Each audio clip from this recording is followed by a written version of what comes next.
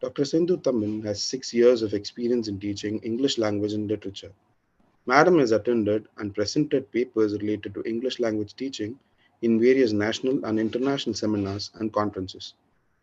Ma'am has attended workshops on research methodologies and also has published several research papers. She has also published a book titled Jigsaw Reading. And without further ado, I once again welcome you, ma'am, and we are eager to hear from you, and the platform is all yours.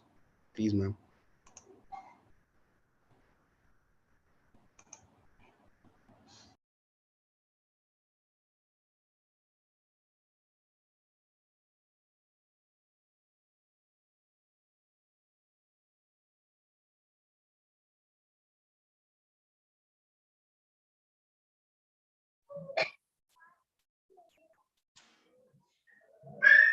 Yes, shall we begin? Sindhu ma'am. Ma'am, shall we begin?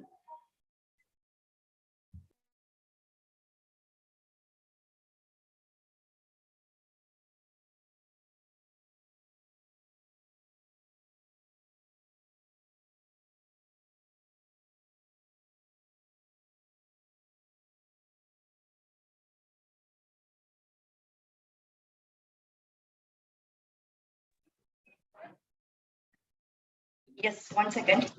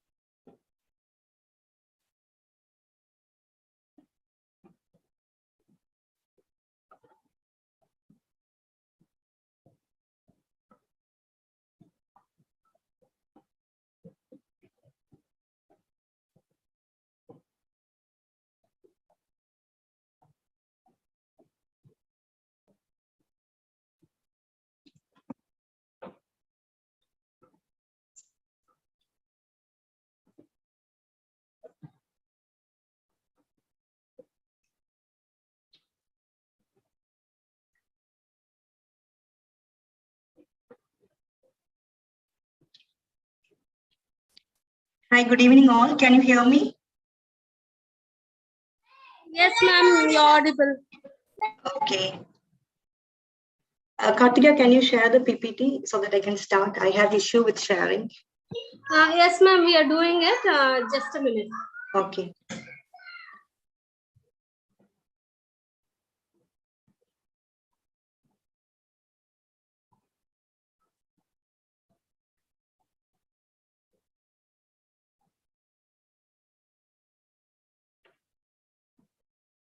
Yes, ma'am. You can begin. Yes.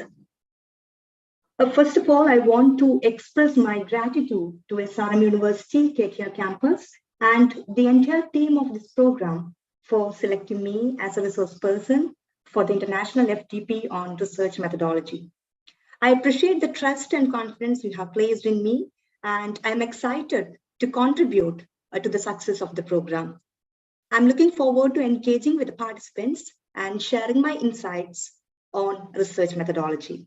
My topic for today is emerging trend in research. I'll be talking in detail research methods that are in practice, and I also cover recent fields of research in English literature. Can you move on to the first slide?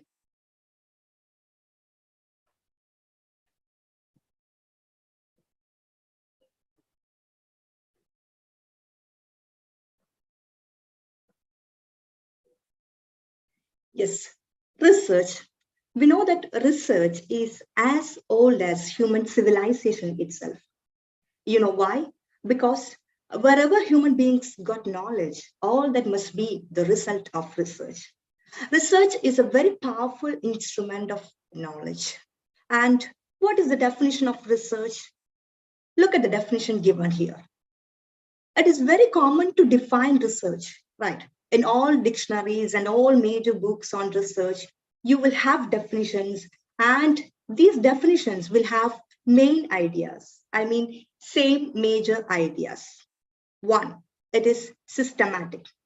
Research must be systematic, and it is an investigation into and study of materials and sources. All of you agree that, right? So you have to study the materials, you have to study some sources. How do you study? By first investigating it, right? And then by studying, what should we do? We should establish facts and reach new conclusions, right? How do you establish facts? By asking questions and answering those questions. So research is a kind of searching or seeking. Actually, the word research came from the French word, and the original meaning of the word is to go in search of something or to go seeking. So it is a very careful inquiry or examination into facts and principles. And then you establish new connections, new facts, and you reach new conclusions. Did you understand? So that is the definition of research. In research, we always talk about objectives, nature and scope of research, the significance of the study, etc. So these are all important ideas. Objective means, where are you going? What is the purpose of your research? Why are you researching? A researcher should have clearly defined objectives. And based on the purpose of research, the result and the process, and also the source of research, based on all these, you can talk about different types of research. And based on the purpose of research, you can divide the research into exploratory research, descriptive research, and explanatory research. So I have given here types of research that we are going to discuss now. Okay, so as I said earlier, based on the purpose, we have exploratory, descriptive, and explanatory research. And based on the result, we have basic research and applied research. And based on the source, we have primary research and as well as secondary research. Okay, can you move on to the third slide, ma'am?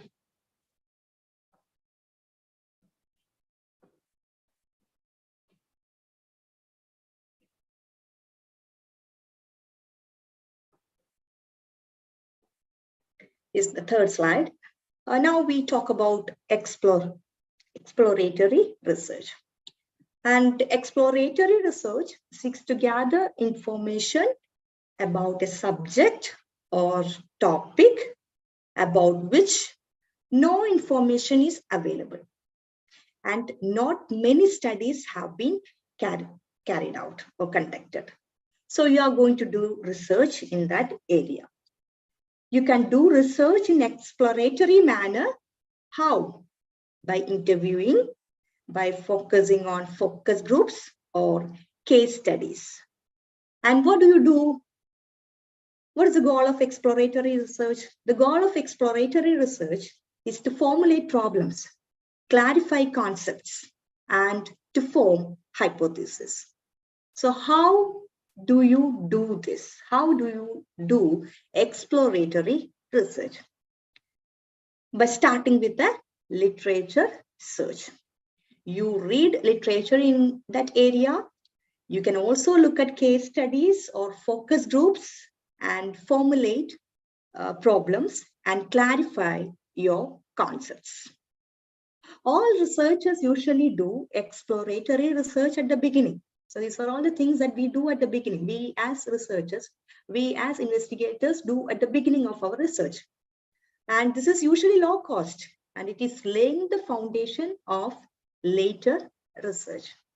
So exploratory research lays the foundation of later research, So you can do exploratory research when trying to get familiar with an existing phenomenon and acquire new insights into it, right? So an example of exploratory research would be, I'll give an example that would be looking into whether social networking sites are effective channels of English language learning. Whether people who browse social networking sites such as Facebook, Instagram, and other social networking sites, whether they will learn English language. So you can explore that area. That is an interesting field of research. If you are really interested, you can do research on that area. So you can do exploratory research on it. Okay. So can you move on to the next slide, please?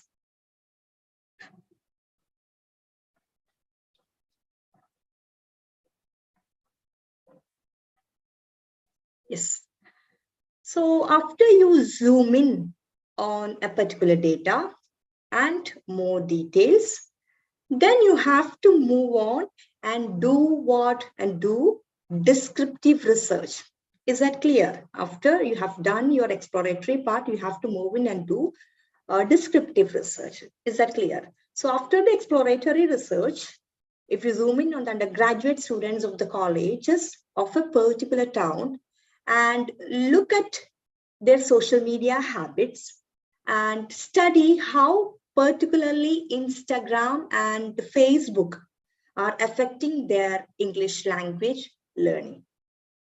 You can describe that particular community of subjects. You can talk about their experiences. Then that is descriptive research. And descriptive research refers to the methods that describe the characteristics of the variables under study. So here, if you take this particular example, the variables under study are the undergraduate students of a particular town, and you are examining how the social networking sites such as Instagram and Facebook are affecting their English language. Okay, so here the undergraduate students of a particular town are the variables under study. And when you describe the characteristics of a select community or variables under study, that is descriptive research. And descriptive research is one of the basic types of research because one has to employ description in reporting any research. That means in any research, you will be necessarily doing some descriptive research. So look at the third point here. It is very important. Descriptive research answers the questions that begin with what, who, where, when, and how. That means what happened, who were the people involved, where did it begin, and when did it start, you know. So all the answers to these questions are part of descriptive research. All types of linguistic and literary research, that will involve a description of some extent. Descriptive research is there in all type of linguistic and literary research. So it involves many methods. Descriptive research, it involves many methods. I think somebody's microphone is on. Can you switch it off?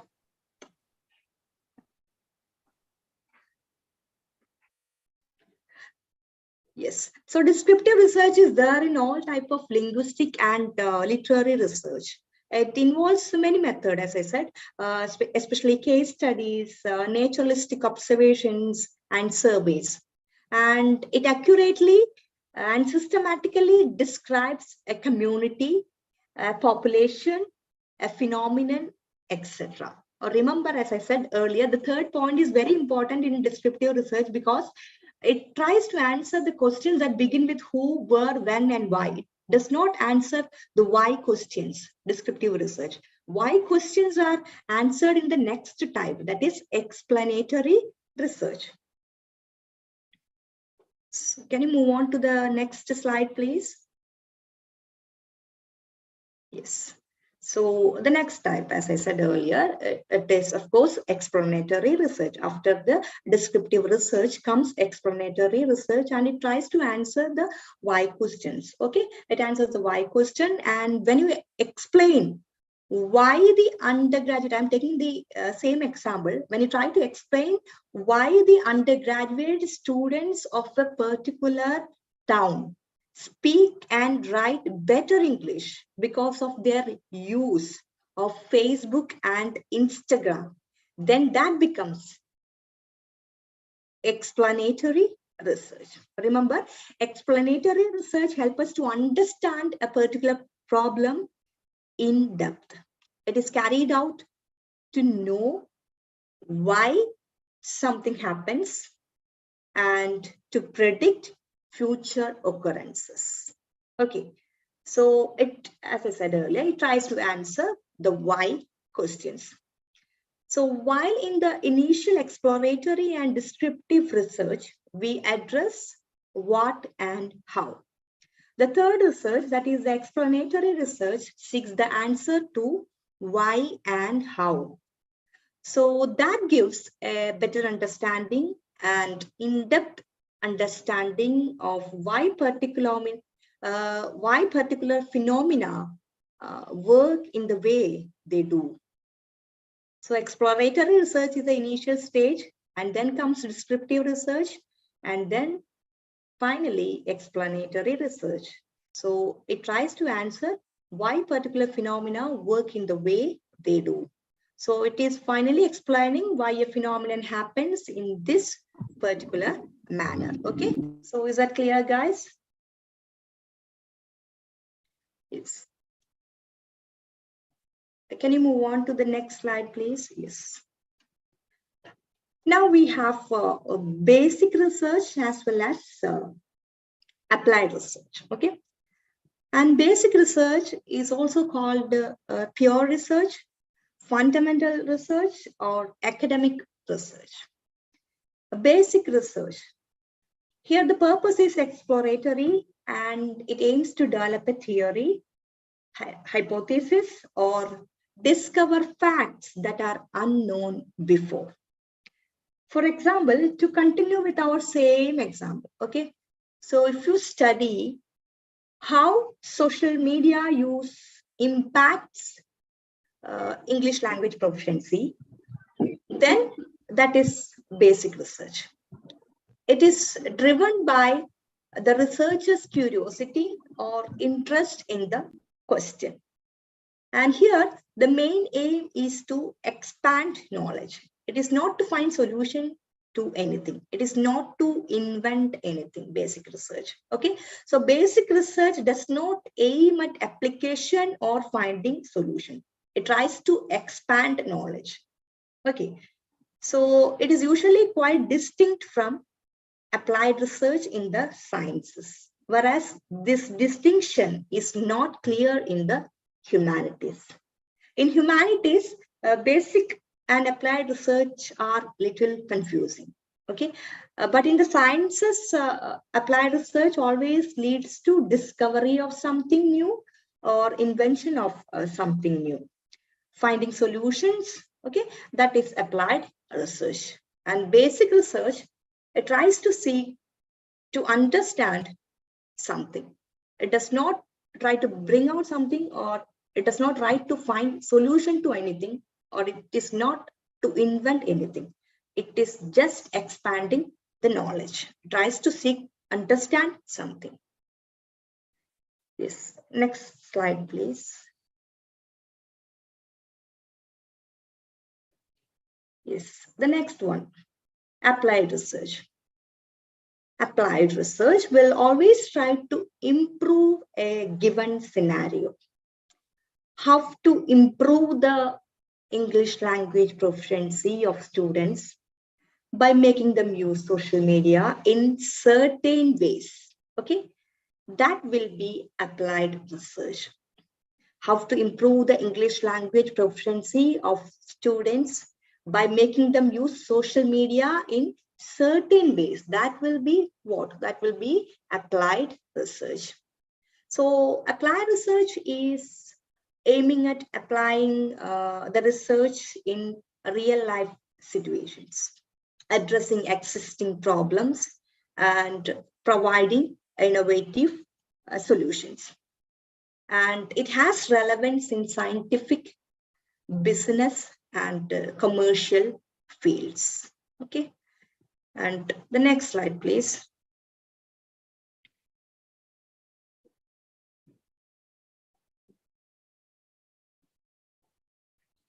Yes.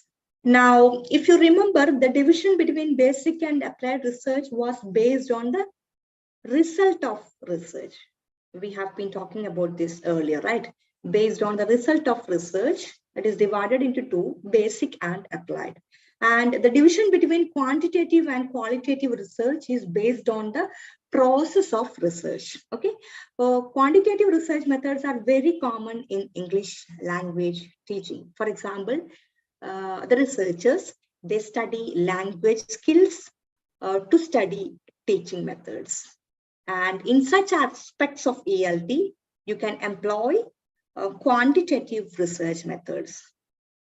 It involves collection, quantification, and analysis of numerical and statistical data. You're working with numbers in quantitative research. You're working with statistics. So quantitative research is a systematic study of phenomena by gathering quantifiable data. All of you must be familiar with quantitative research because we all are doing research in ELT. So you will be knowing it. You're working with numbers in quantitative research, right? You're working with statistics. So quantitative research employs methods like probability sampling, interviews, questionnaire, surveys, etc. So moving on to the next slide. Yes, application of quantitative research. So before we move on to qualitative research, you know it, right? After quantitative comes qualitative. So before we move on to qualitative research, let us take a quick look at where quantitative research methods find application in English studies. Okay.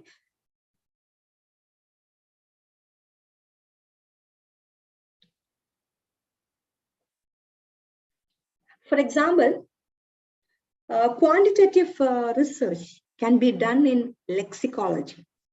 That has to do with dictionaries, right? Lexicology. Then language variations, dialects, phonetics, morphology, semantics, reading speed, etc. Okay, and all these fields you can do quantitative research.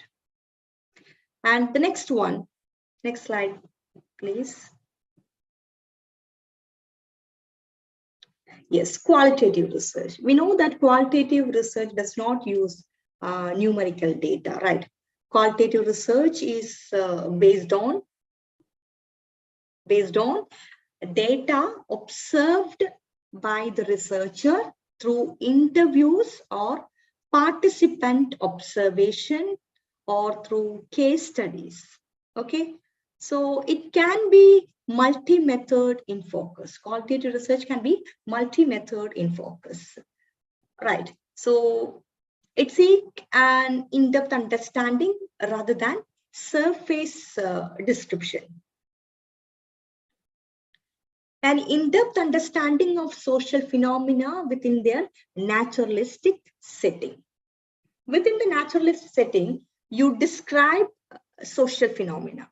It involves, qualitative research involves a phenomenological approach. Phenomenological means interpretive approach. You know, it involves, qualitative research involves phenomenological approach and ethnographic approach. That means the researcher goes and lives in the community itself.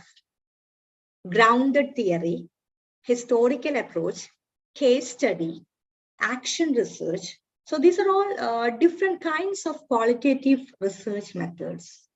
There are 5 main kinds of qualitative research methods. Okay, and but one drawback of qualitative research is that the collection of data can be time consuming and data analysis can be difficult. You can't verify the results scientifically as you do in quantitative research. It will take a lot of time. So that is one of the drawbacks of qualitative research. Yes, next slide, please.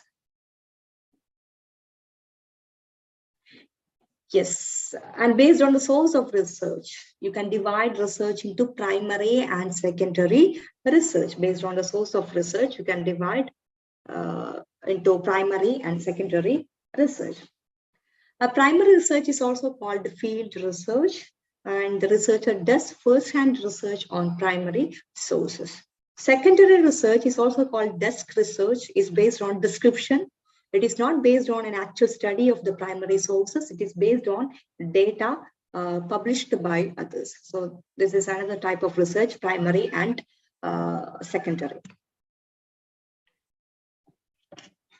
Yes, next slide, please. Yes. Now, before we move on, I have to tell you a little bit about what is the difference between research methods and research methodology. Research methods, as you might expect, are all the methods or techniques that are adopted in research. And the methods that the researcher adopt for conducting research, that is called research methods. Okay, so research methodology is a larger term. The methodology is a term that refers to the science of how research is done scientifically. And in talking about research methods, first and foremost, we have to talk about the scientific method, right?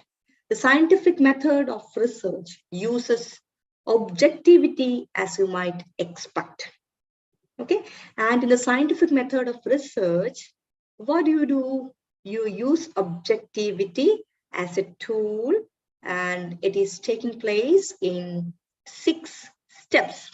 I shall read: make an observation, ask a question, form a hypothesis or testable explanation, make a prediction based on the hypothesis, test the prediction, use the results to make new hypotheses and predictions. I'll come to that later. Okay, moving on to the next slide.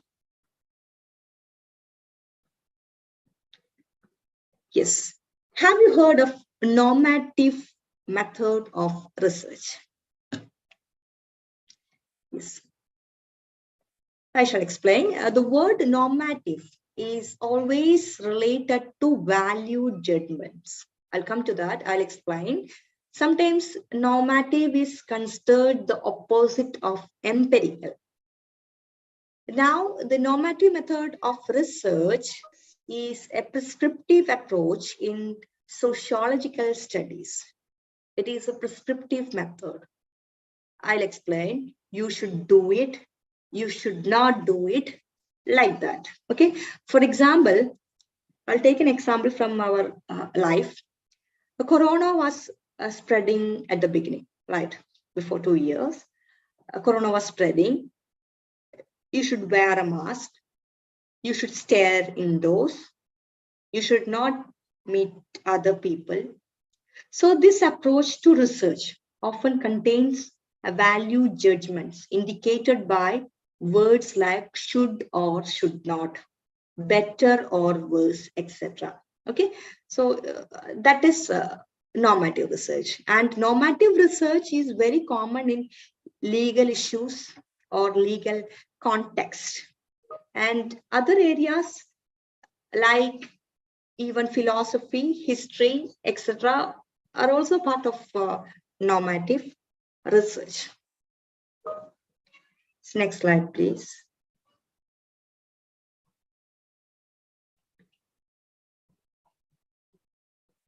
Yes. Now, let me tell you something. I'll make it clear. The normative method of research often leads to very useful solutions to problems.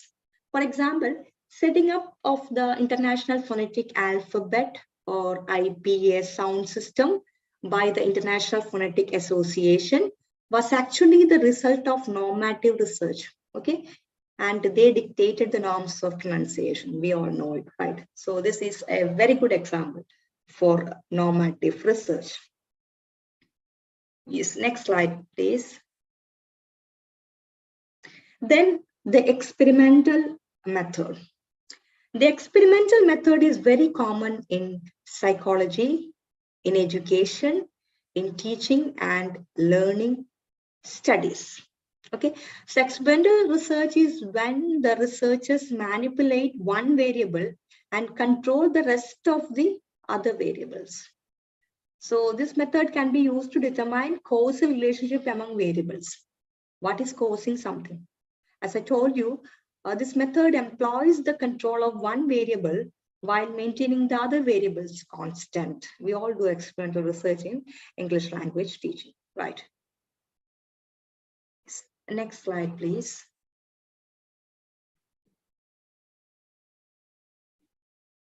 Yes. The historical method of research is very valuable in all the humanities.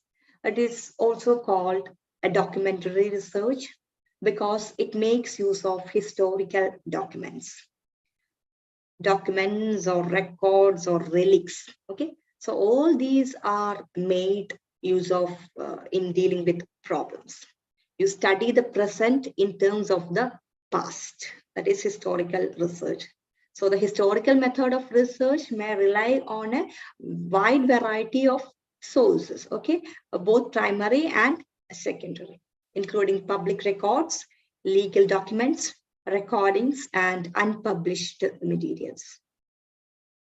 So you learn about the past through inquiry, and its aim is to shape the present or future in the light of the past.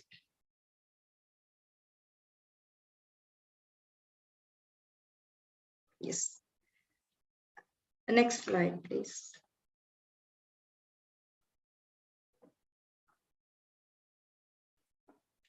Yes, related to historical method is archival method. So look at the slide. The archival method of research is based on historical methods or documents, mostly unpublished as primary sources. They are archives. So these researchers, what they will do, they will collect data from manuscripts, electronic records, and audiovisual materials and all that. And they may not always be focusing on the written printed books. So it will be from archives or special collections in libraries, such as census records, survey data collected in the past, etc. So this method has a great significance in biographical and historical studies. So when you study the history of authors of the past, for example, you need archival methods. Okay, the archival method is mostly commonly employed in studying the development of a genre, the origins of a language, and also in life writing, or even the study of lifestyle of earlier societies. Got it. So the next slide, please. Research design. So have you heard of research design? What is research design? Research design means how you design a research project. What is the overall strategy that you will use to carry out research? And it is a logical plan for research. How will you collect data? How will you interpret it? How will you analyze it, etc.? So you can talk about different kinds of research design, like descriptive research design is there, experimental research design is there. So different kinds of research designs are there. That means different kinds of frameworks are there for research. Okay, and now the steps involved in designing a research project. Okay, so first you have to attend seminars or workshop, discuss with teachers and specialists. You have to go through dissertations and books and journals. You have to devise a research problem or problems, draft a research proposal, and finalize the title. Yes. The next one, please. Yes, qualities of a research. I'm sure all of you must be having all these qualities. You have to be a good reader. A research temperament should be there.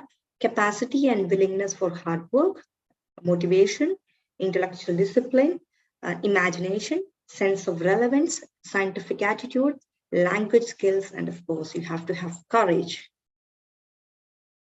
Yes, next, please. Yes, next slide is very important one, hypothesis. So what is a hypothesis? So all of you must be knowing it is an assumption that you are making that is yet to be tested. So it can also be stated that the hypothesis is a tentative solution to a problem. So before doing research, you have to make some assumptions that you will be testing in the process of your research, isn't it? So there are so many kinds of hypotheses. I'll tell you quickly what is a simple hypothesis. A simple hypothesis is the prediction of the relationship between just two elements, two variables that are independent variable and the dependent variable. There is a complex hypothesis where there are two or more independent variables, two or more dependent variables also. Okay, and null hypothesis. It states that there is no relationship between the variables. But look at the slide here. What is a working hypothesis? So it is the initial tentative assumption or supposition of the researcher. As he works, he collects information, he reviews related literature, and he refines it into a final research hypothesis. Okay, so the initial tentative assumption may change. The initial tentative assumption is called what? Called working hypothesis. Now, what is research hypothesis? So it is the researcher's supposition again. The researcher is assuming about some phenomenon and he wants it to be disproved. What is evaluating? Hypothesis. Next one. It involves those propositions which are framed in such a manner that scientists can prove them wrong. Evaluating. You have to evaluate and see if they are wrong. It is based on empirical data. Scientific hypothesis is a tentative solution to a problem, a tentative explanation of some phenomenon. So these are different kinds of hypothesis. You will be knowing all this once you have attended a research methodology workshop. Next part. Now, what are the steps in making a research proposal? First and foremost, you need an area and a working title. It need not be the final title. And then based on that area or title, you have to formulate a research problem or a number of research questions. That is the next step. And when you define a research problem, what do you do actually? A research problem is a general statement of the issue under consideration. What are you researching on that issue? You make a general statement about that is the research problem. It has to be very clear and very well spelled out. And based on the research problem, you do review of literature or literature review, and then you have to write the hypothesis. The hypothesis, as you already know, needs to be tested. The formulation of the hypothesis is very important. You have to formulate the tentative hypothesis, tentative statements that you will test, and then you have to state the limitations and delimitations of your study. The study will have problems, limitations that you have to state. You have to define the methodology. You have to define what are the theories that you are going to use. What is the methodology with which you will evaluate the theories? And you have to state the significance of the study. And then the review of literature. the problem is identified, the researcher must learn about the topic under investigation, for which he will read a lot of literature related to the research area. And this will give the researcher fundamental knowledge about that area, isn't it? And when you do literature review, yesterday ma'am was talking about literature review and how to do all that. So when you do literature review, you have to take notes according to the MLA style sheet. And when you are doing research in ELT, you have to go for APA style as well. So and later you have to put it in works cited. And then you have to structure your dissertation. So the dissertation is a report of the research. You have to present the topic of research, the objectives, the hypothesis, the data, and the result. Everything in the dissertation. Lastly, you have to give a bibliography or works cited. That is a resource list. What are the resources that you have used for your research? And the bibliography, as I have mentioned earlier, it has to be written according to the MLA style sheets. So these are the steps in making a research proposal.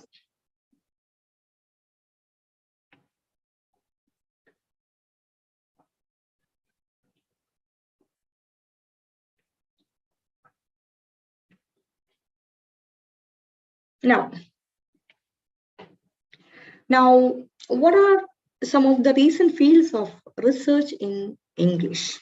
Okay, I should start with comparative literature. We know that comparative literature is a very important area of research in English. It explores interrelation between literatures, especially the literatures of India. It is closely associated with translation studies as well, because it is about vernacular literature in translation. The main concerns of comparative literature are influence of its inception, analogy, thematology, genealogy, placing, historiography, and translation. So these are all the terms related to comparative literature. Okay, so the next area of research is interdisciplinary research. It is also very important these days. What do you do in interdisciplinary research? Two different subjects or disciplines are studied together. For example, history and economics, literature and film. Again, that is interdisciplinary studies. Let's move on to the next slide, please. Now, diasporic studies.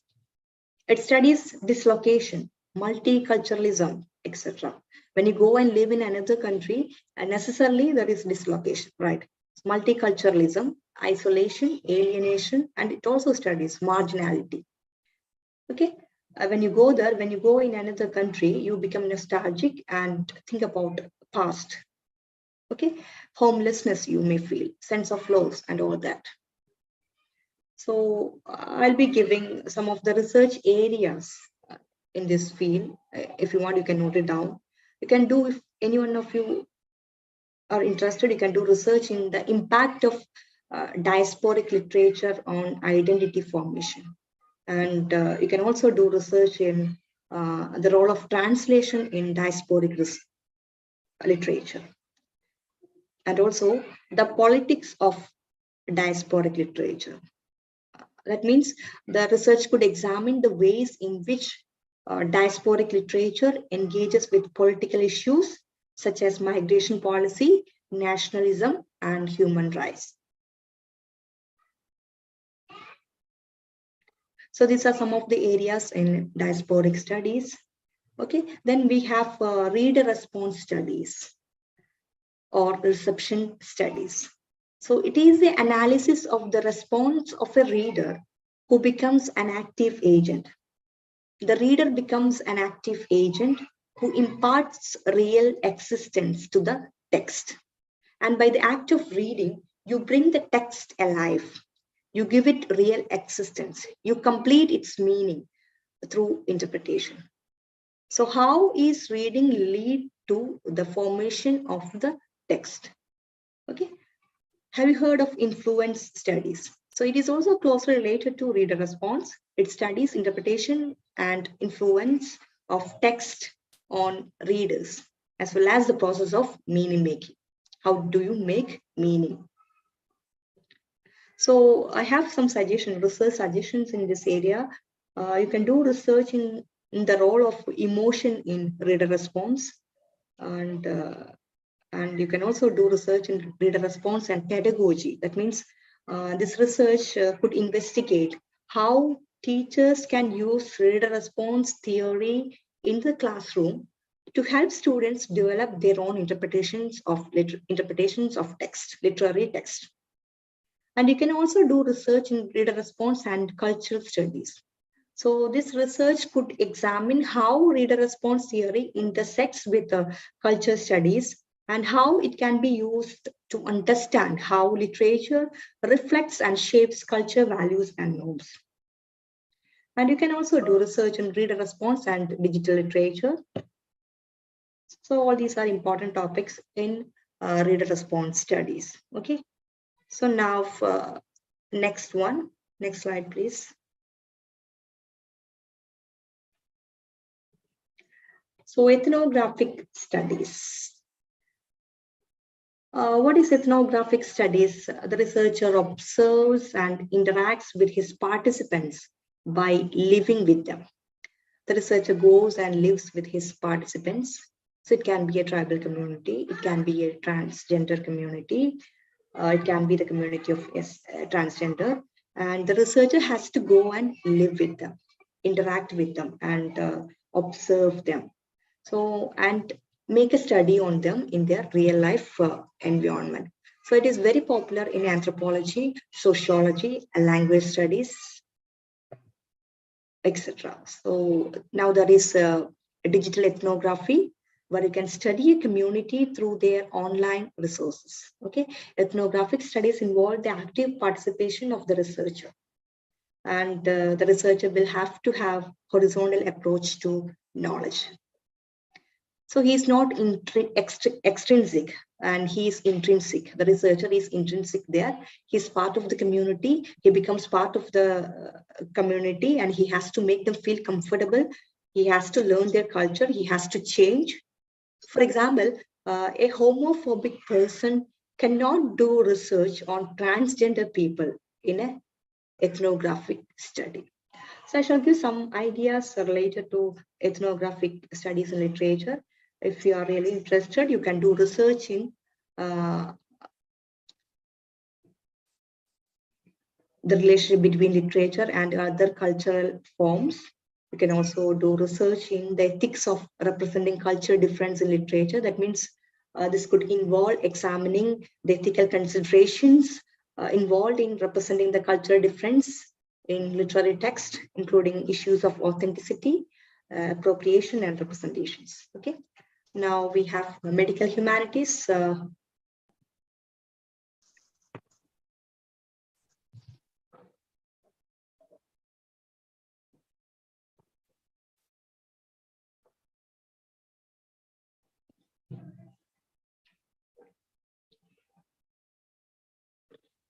Yes, medical humanities. Yes, it is an interdisciplinary field that explores the intersection of medicine, healthcare, and the humanities. It encompasses a broad range of disciplines, including literature, philosophy, ethics, history, anthropology, art, and culture studies. Yes, and it can contribute to medical education by helping to foster empathy, critical thinking, and ethical reasoning in future healthcare professionals. So there are many research ideas in medical humanities, like the role of narrative in healthcare. If anyone of you interested, you can do research on this. The role of narrative in healthcare, the ethics of medical research, and the relationship between mental health and creativity. Okay, so the next slide, please. Cultural studies. This is an emerging field, and in today's context, everybody is doing research in culture studies. It is an interdisciplinary area that explores the production, circulation, and consumption of cultural artifacts and practices such as literature, music, film, television, art, fashion, and popular culture and whatnot. So it examines how culture is shaped by and shapes social and economic and political structures, and how it reflects and shapes identities, beliefs, and values. So we know that it emerged in the late 1950s and 1960s as a response to the dominance of traditional disciplines such as literary studies, history, and philosophy in the humanities. And there are many research ideas in this field, and you can do research. If you are really interested, you can do research on the culture politics of food, right? Okay, you can investigate the cultural meanings and social significance of food in different societies, and how food choices and consumptions are shaped by social, political, and economic factors. And you can also do research in representation of race in the media. Okay, you can analyze the ways in which race is represented in mainstream media, including news, television, and film, and the implications of this representation for society. And you can also do research in the cultural impact of technology. You can examine the ways in which technology is challenging the way we live, work, interact, and the cultural implications of these changes.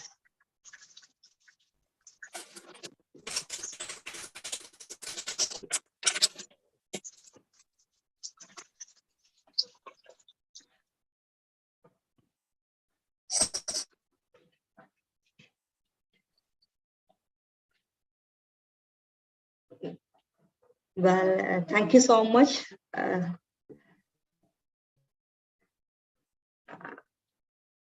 That is the end of the session.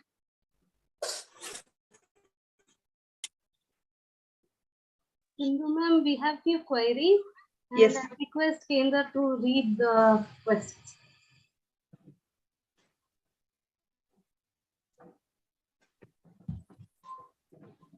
Kendra, kindly unmute. Am I audible now, ma'am? Yes, ma'am. Thank you so much, ma'am, for taking the time to share your insights and expertise with us today. Your presentation was very incredible, insightful, informative, and was well engaging. We are grateful for this opportunity to learn from you, ma'am. Now we are moving to the next segment for the day, the FAQ session. So participants with doubts, please leave a detailed questions of your queries in the chat box, and pay keen attention to the answers you're looking for. Hello. Hi, good evening. This is Rajesh Dhotre. Can you hear me? Yes. Yeah. I have posted one question. Could you please tell me, some theories to study comparative literature, comparative research of film and literature? Yes, that is indeed a nice question. I think there are several theories that can be used. Can you hear me? Am I audible? Yes, ma'am. Somebody's phone is on, I think. Microphone, can you switch it off?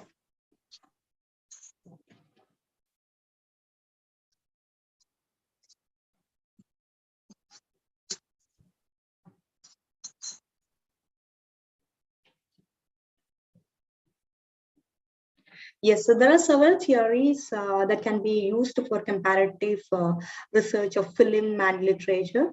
And can you hear me? Yes, ma'am. Yes. The first one is that could be structuralism, and it examines how films and literature create meaning through the use of structures and codes, such as narrative structures. You can use that. You can use symbols and motifs. Okay. So this approach looks at how films and literature use these structures to create meaning, and how they can be compared and contrasted. That is one of the theories that you can apply. And you can also use formalism as a theory, right? Formalism, it emphasizes the formal elements of films and literature, such as camera angles. You can go for lighting, you can go for sound, and literary devices like plot, character, and language. So this approach, this formalism approach, it looks at how these formal elements that are used to create meaning, how they can be compared and contrasted. And you can also go for post-colonial theory. Why not? So it examines how films and literature represent a response to colonialism and its legacies that can be done. Thank you, ma'am. Thank you, ma'am. Thanks a lot. Yes.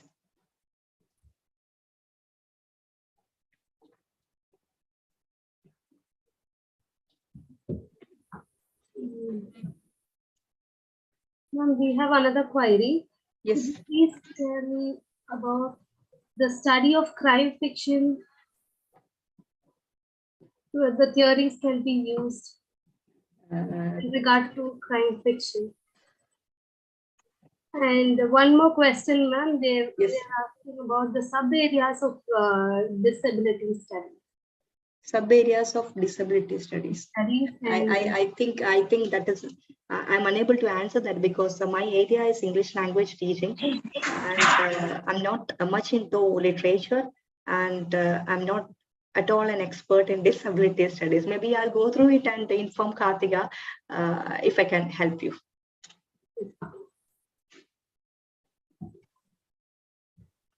Yes, ma'am. Yes. Ma'am, thank you so much for your presentation, and that was a detailed presentation regarding how a research should be carried on. And thank you, ma'am. Thank you so much. Thank you, Kartika. Thank you, all the participants and the entire team of organizing this program. It was indeed a great session for me, and I hope all of you must have got the same. Thank you, ma'am. Thank you so much. Thank you so much. Yes. The feedback link for the participants will be shared in the group. Thank you.